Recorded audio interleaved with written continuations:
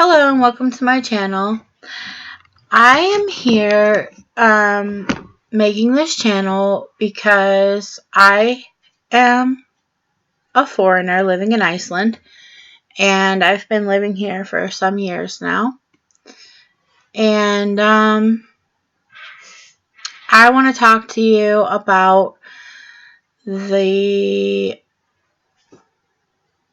obstacles that I have faced and currently am facing in Iceland as a foreigner. I have tried to get help from many sources here in Iceland, and I seem to be hitting brick walls every time I try to get any help. So, that's why I'm making this channel, because I want people to hear my voice and hear the things that I'm dealing with as a foreigner in Iceland. My current situation is that, no, I'm not going to talk about that. What am I going to talk about? Think.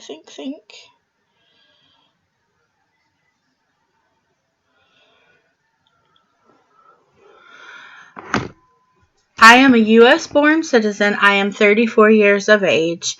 I have 2 children with an Icelandic man who I have been married to for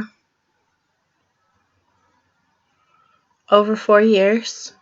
Our children are very young, and I am disabled. I am fully disabled.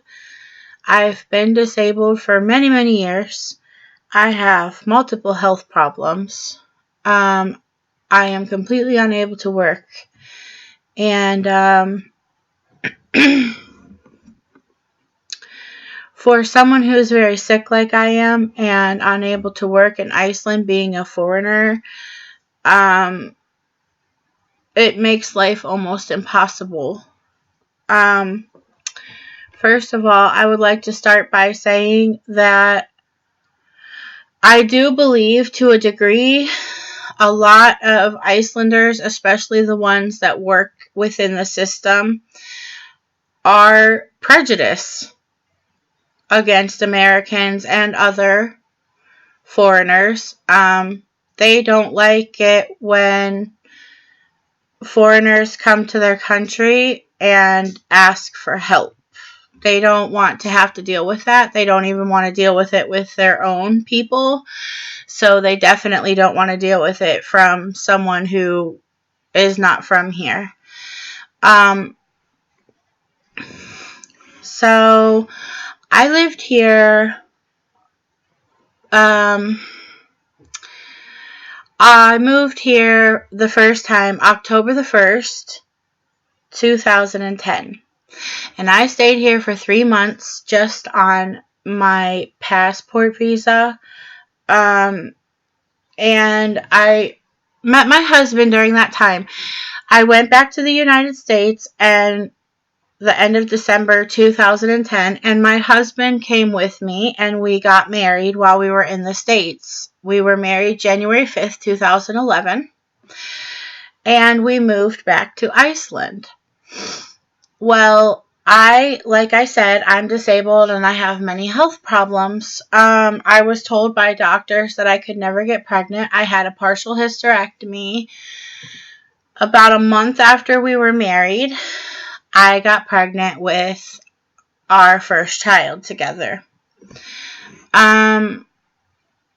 It was a very high-risk pregnancy. I was very sick for most of my pregnancy. I wasn't allowed to see the normal midwives that people see here in Iceland during their pregnancies. I actually had to see a whole team of specialists at the main hospital in Reykjavik called Landspítali. And it was very expensive. I didn't have traveler's insurance because, like I said, I was disabled, and no one wanted to insure me because I am a high-risk person. So I had no insurance. My husband is disabled as well. He cannot work. And at that time, he hadn't had his disability through yet.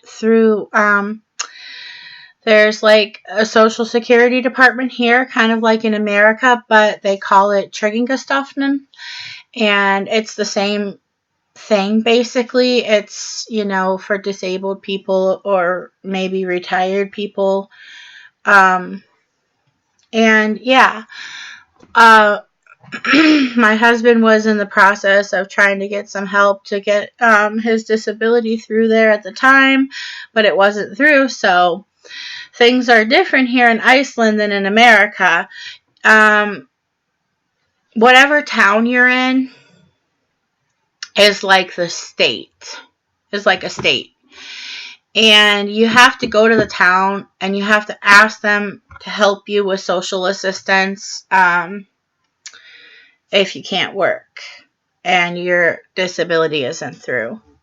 So he was currently dealing with the town of Mosfellsbad, which is where we were living. And so this was 2011. And, they refused to give him any extra money to support me while I was in a high-risk pregnancy. They refused to help us pay any medical bills. He was receiving disability only for himself, not for anyone else. And he was having to pay out of his pocket and let other bills go so that me and our baby were healthy. Well,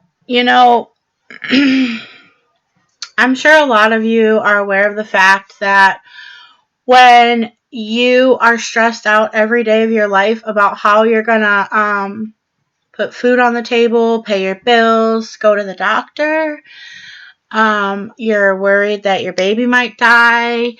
I'm sure that everyone that watches this is well aware of the fact that that causes a strain on your marriage. We were fighting day and night. And when we would go to the town to ask for help, they would just tell me things like, well, this is your husband's fault. He is supposed to be providing for you. They would say things to me to basically pin me against my husband, because then I would go home and I would take things out on him. And it got so bad that I left. I left Iceland because I was afraid. I didn't know what was going to happen to me, what was going to happen to my baby. I couldn't even see the doctors regularly like I needed to. It was a huge mess, and the town was completely unwilling to help us with anything. My medications alone, because I have to take medications, lots of medications daily for my medical problems.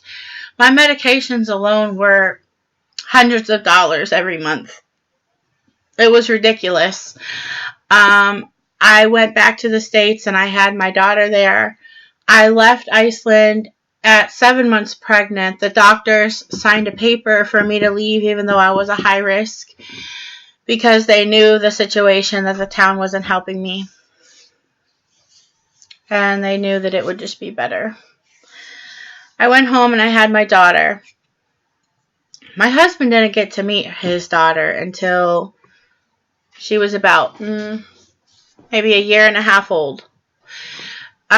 He traveled to the States because he finally had enough money to do that.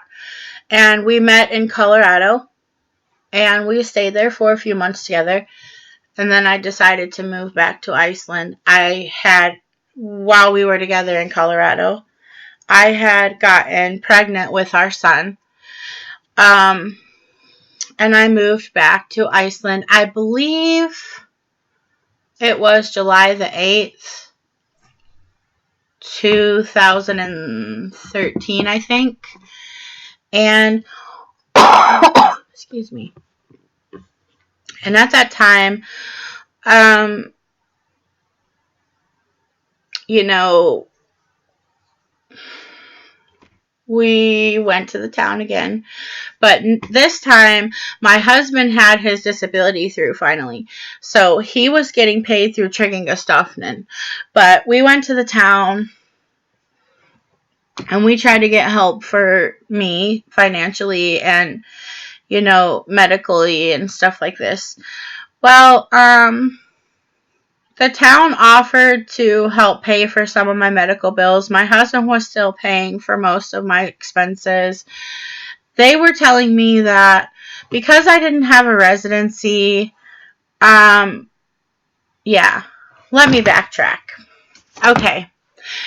When I first was living in Iceland, before I had left the first time, I needed a residency. Nobody did anything to help me get that through. No one. No one did anything to help us. They just kind of put their hands up in the air and just, it's not our problem. Not our problem. When I moved back, they told me that they couldn't provide any financial assistance for me without a residency. They did the same things to us again the whole time that I was pregnant with my son. Another high-risk pregnancy. Me and my husband fought and fought and fought because they were pitting us against each other once again. I stayed in a shelter for 6 months of mine and my daughter's lives here in Iceland because we were fighting all the time. I had my son while I was living in the shelter. He was very sick when he, like, maybe a week after we went home from the hospital, he stopped breathing. He had to go back in the hospital. It was one of the most scariest moments of my life. They had to resuscitate him on the couch at the shelter. And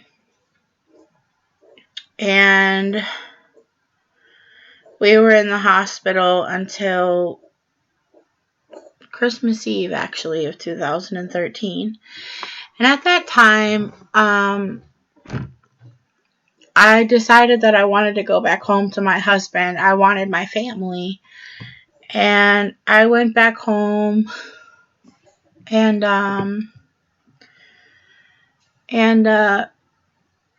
you know, things were okay for a while. And then the Child Protective Services worker that we had in Moselsbed, she paid us a visit to tell me that my residency had finally gone through over a year. No, it wasn't. Yeah. It was maybe in March of 2014 that my residency finally had gone through. Or May. I can't remember. It was almost an entire year before anything happened with that.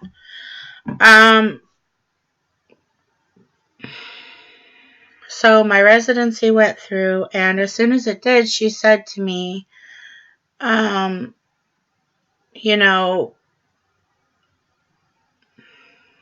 you need to go make a bank account, because if you don't, if you get back pay or something like this, then, you know, it's going to go to your husband, and he's going to spend all the money, and you're not going to get any of the money. And, of course, that caused a horrible fight, and I left him again, and I went back to the shelter. At that time, I was begging them for money again. They started paying me a little bit of money before my residency went through, like maybe $400 a month. Maybe like, they were paying me about 40,000 kroners. That's actually like $300 or $350. So that's all they were paying me a month for many, many months to support me and my 2 children. It wasn't even enough to keep diapers and things just for my daughter before I had my son. I constantly had and still have to call my mother and father-in-law and beg them to help us out with things that the kids need and stuff like that. I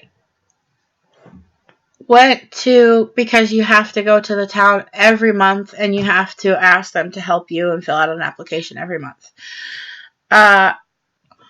They told me, I have emails from the Child Protective Services worker. She told me that they weren't going to pay me anymore unless I went and filed for a divorce from my husband, because they told me that when you're married in Iceland, it doesn't matter if your husband is disabled and can't work or not.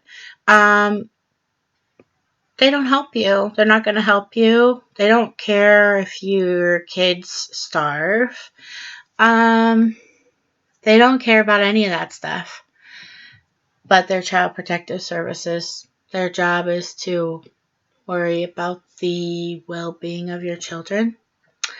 So anyways, yeah, they never cared about how my kids ate dinner. They didn't care about any of that. They kept pushing me to put my daughter in daycare even though I wasn't working.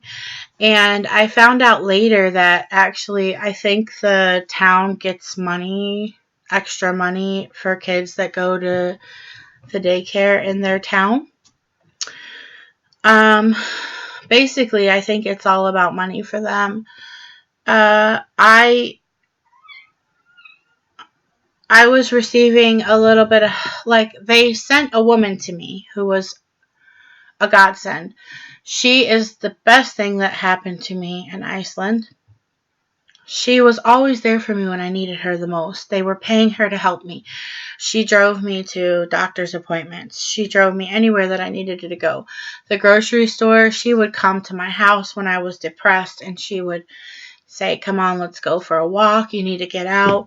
She was so good to me and my family. And the shelter said, you know, you've been here for over 6 months. It's time for you to go. You can't be here any longer.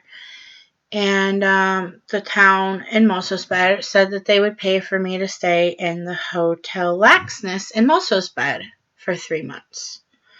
So they did that, and then they made me find an apartment. Well, the only one that I could find was in this town called Kellenes, and I'm a foreigner. I don't know anything about anything here, really.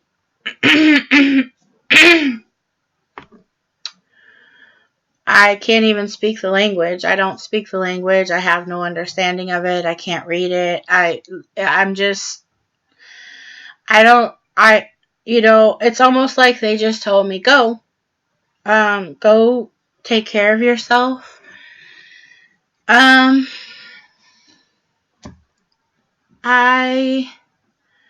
moved to this apartment, and I remember the woman who was always helping us, the woman that I was just speaking about, telling me that she didn't think it was a good idea for us to move there, and telling the Child Protective Services worker that it wasn't really very sanitary, that she didn't think we should move there. The landlord didn't even clean the apartment. It was filthy. It was disgusting. And he did not knock any rent off for me having to take care of that either. I found out very quickly that Kellenes is one of the windiest places in Iceland. They have the worst weather there. I have no car. I have no family. I have no one that I can call to give me a ride anywhere. I basically lived in the basement of a house for an entire year. I maybe went out of my apartment a total of 12 times the entire time that I lived there. Maybe a few more times than that. My kids are very young. I could not walk out in that wind with them. I am disabled. It was snow everywhere, wind blowing everywhere. I couldn't do anything. I couldn't go anywhere. I was just trapped like a prisoner in this apartment, and there was sewage leaking through the walls.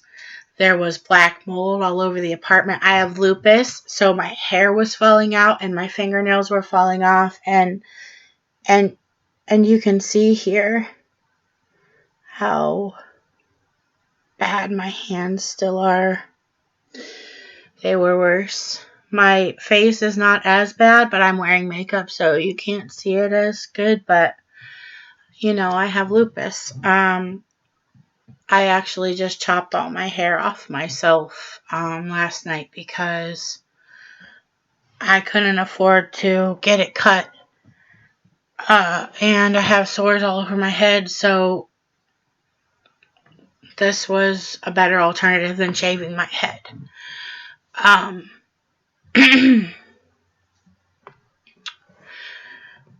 So, yeah, I filed for a divorce from my husband so that I could receive money from the town. And when they moved me to this town that was out in the middle of nowhere and had the most horrible weather in Iceland, they then took away the only person that I had that was always there to help me. And they basically just left me there, probably hoping that I would die. I kept begging my landlord to fix the things that were wrong in the apartment. The ceilings were leaking. It was a 3-bedroom apartment. And for a long time, we all slept in the living room together because it was leaking so bad. It leaked for over 6 months. It ruined half of my things that I owned. He refused to fix anything, so I stopped paying rent to him. When I stopped paying rent to him, Child Protective Services started showing up at my door because he was making false reports about me to them. I had called them numerous times and begged them for help in the past, but they just told me there was nothing that they could do to help me or my children. But as soon as they got a false report about me and thought that they could take my kids away and collect money from my children, they were right there at my door, and that's exactly what I said to them. I let them see my children on numerous times. My landlord continued to make false reports about me. He even made reports about me for having lights in my windows because I was growing oregano and basil and things like this in my window. He told Child Protective Services that I was growing drugs in my windows. I am a completely sober person. I do not do drugs. I don't even drink. I don't even smoke cigarettes anymore.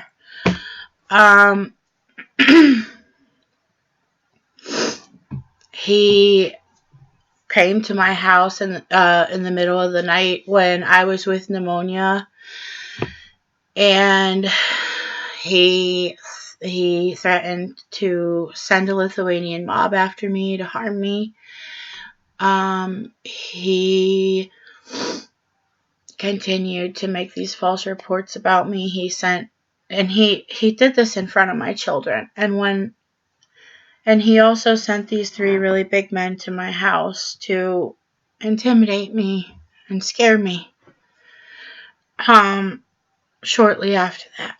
And when I called Child Protective Services to try to file a report against him, they just basically told me that I couldn't, and they never did anything. And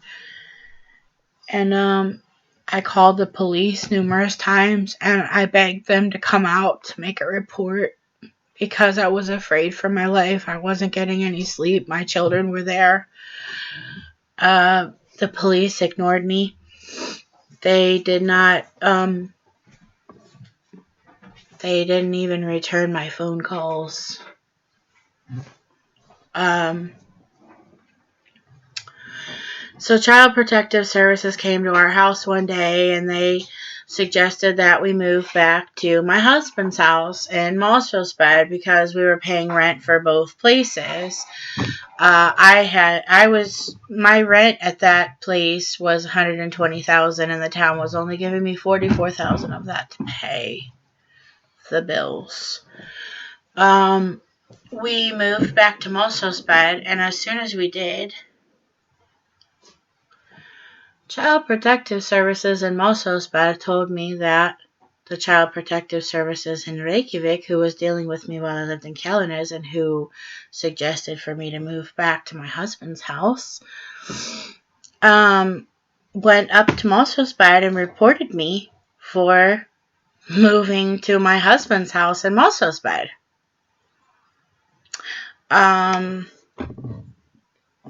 I choose not to vaccinate my children because of the things that are in vaccinations. I've done a lot of research, and I just don't think that there are healthy things in there. There are things that could really harm them. I took my children for a well check after I moved to Mossville. We saw a doctor there who was not friendly with me. He accused, well, he didn't exactly accuse me, but he tried to, Child Protective Services was there with us, the ones from Reykjavik, and I didn't know this at the time, but my husband told me that the Child Protective Services worker was actually standing in there because I was talking to the nurse when they were checking my son, who is 1.5 years old. And she was asking me, do you brush his teeth? And I said, no, I've never brushed his teeth before. I don't brush his teeth. And she's like, well, it's really important that you brush his teeth. And she's like telling me these things. And I'm like, okay, I'll start doing that. Well, then when the doctor came in, the Child Protective Services worker was goading him to check my son's teeth, but she was saying it in Icelandic, so I wouldn't understand her, and telling him that I don't brush his teeth, and he started saying things like that my son's mouth was decaying, and so I confronted him about it, and I told him, I know that you're saying this so that Child Protective Services can have something as a report against me. How can you tell me that his teeth are decaying? Did you see cavities? And he says, no, I didn't see any cavities.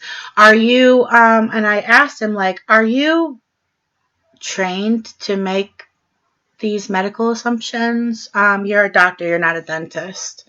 And he just had the excuse that everyone's mouth is decaying. Excuse me? No.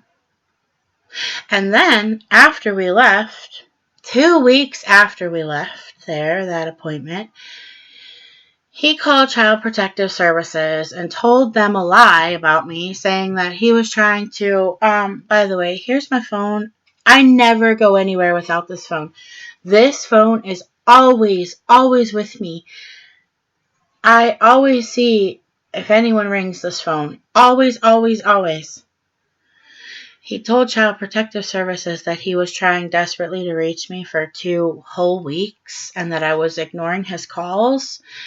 And he made a report about me because he said that something was wrong with my son's testicles, that they haven't dropped. He's 1.5 years old. Okay. And that I need to take him to see a surgeon. First of all, he never called me. Second of all, why didn't he tell me that when I was standing next to him at the doctor's appointment? He didn't have to, there were no tests ran. He didn't have to wait for some test results to tell me that. No. And when I confronted him about it, I said, when did you try to call me? Because I didn't get any calls from you. And he said, yeah, I maybe I tried to call you yesterday.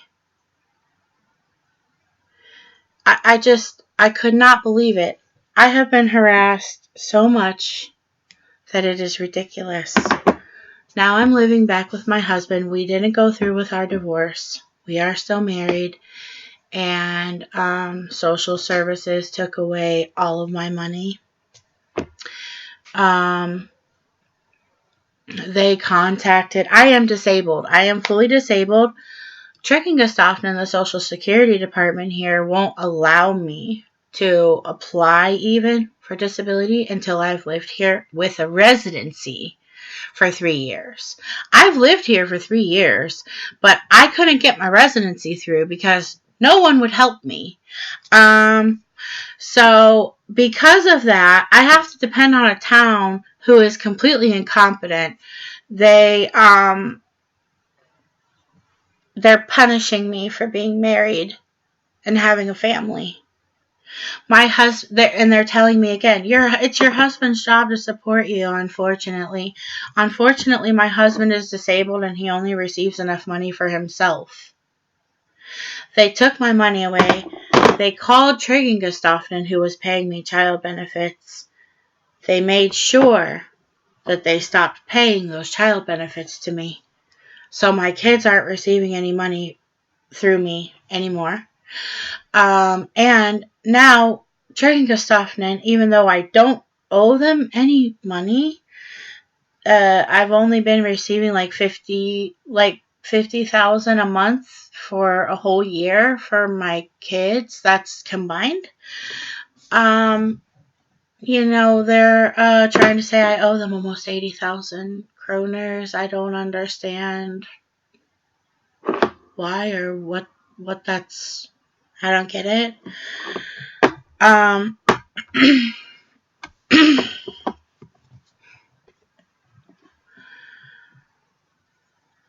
have contacted the ministry and they told me that I have a case against them if I fill out the applications. I just don't know if that's what I want to do, because if they decide not to reprimand these people who are doing these things to us, then I'm not allowed to take them to court after that. I still haven't been paid this month. It's like it's the 20. I don't know if you can see that. No, you can't. Sorry. It's wait, maybe if I turn it down some. That's the 21st of June. And they're telling me that they're only going to pay me 50,000 a month. I remember they took advantage of me before, because I found out that I didn't even know that you get like these child payments every 3 months here in Iceland called barnabætur, and I received my very first barnabætur, and it was half payment because my husband was getting the other half. And the town told me that I didn't need to apply for my money because I already received money that month from barnabætur. And I found that was bad. And I found out later that they're not allowed to do that, and they did because they knew that I didn't know any better. I don't even have the money. I have paid probably $2,000 over the past year going and seeing doctors at the clinic called Hostility and at the hospital, trying to get a referral for the lupus specialist here in Iceland because they won't see me without a doctor referral. Because I'm supposed to be having chemo treatments for my lupus, and no one will give me a referral. I got really sick not long ago, and I was in the hospital overnight. I have to pay a $300 bill. I don't know how I'm going to pay it. So these are the things that I'm currently dealing with. I have to say that Iceland seems to be a pretty lawless nation. Kind of seems like, if you work for the town or the government, that you can just treat people however you want. You can walk all over them and you can deny them help and nothing will happen to you. Because whenever you try to get anything done about it, everyone just says, it wasn't me. I can't help you. You can't come to me. It's not my problem. It's even so bad that I talked to my social worker on Friday. It's now Saturday.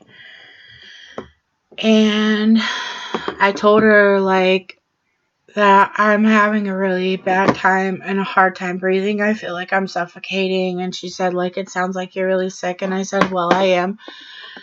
Because I can't breathe and I can't afford to get my breathing medication because you guys aren't paying me. And she said, well, I gotta go. You have a nice weekend. Right after I got done telling her that I was suffocating because I couldn't afford my medication. I feel like these people are trying to drive me away again.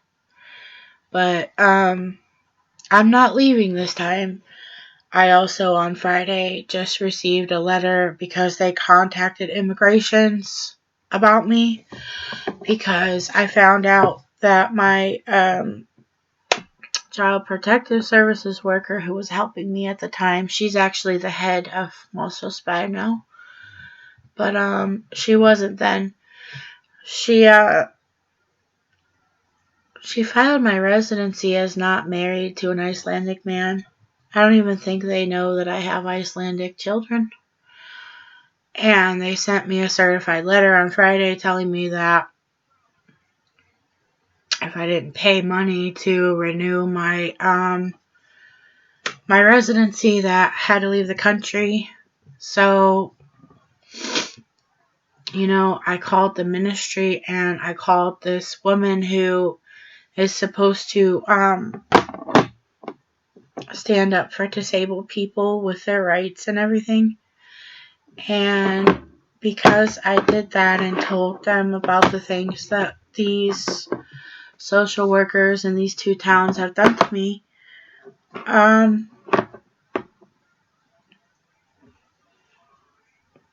they're making it so that everything is kind of crashing down all at once. But I did find the name of an attorney in America, well, from America, that's here in Iceland. For some reason, she's not at the law firm that she was at when they put her on the embassy page. But I'm going to find her because I want her to represent me. I want to go to court with this. I'm not going to run away this time. My children deserve to have a family life with their mother and their father. I'm still being harassed by Child Protective Services. I've never done anything wrong, and I told them, I've lived in a shelter with both my kids for over 6 months. People watched us 24 hours a day, 7 days a week. Why don't you go talk to them if you have any questions about my mothering skills? My kids are happy, healthy, thriving children. They're very social. They're very active. They're very happy and healthy. There is nothing wrong with them. They have a good family life. I protect them from the things I need to protect them from. I'm a good mother. And I am constantly being harassed by these people. But yeah, I just, sorry that I talked so long. I just I'm going to be making many videos about my views on things that I'm dealing with, things that I've dealt with in the past, maybe things that some friends of mine here that I've made in Iceland have dealt with. I might make some comparisons between the way things are here in Iceland and the way things are at home. But, I just want people to know that things aren't so great here. It's an illusion. When you first get here, you're like, wow, this is the best place on earth. It's so peaceful. It's so quiet and calm and slow paced. But the minute that you need help with anything, that illusion goes away. It's not there anymore. There's no way to get it back either. So I hope that you enjoyed watching my video. Maybe you got something out of it. Maybe you didn't. Maybe you didn't like it. So be it.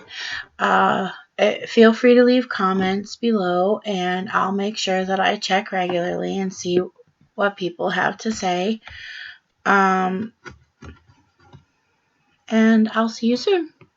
Bye.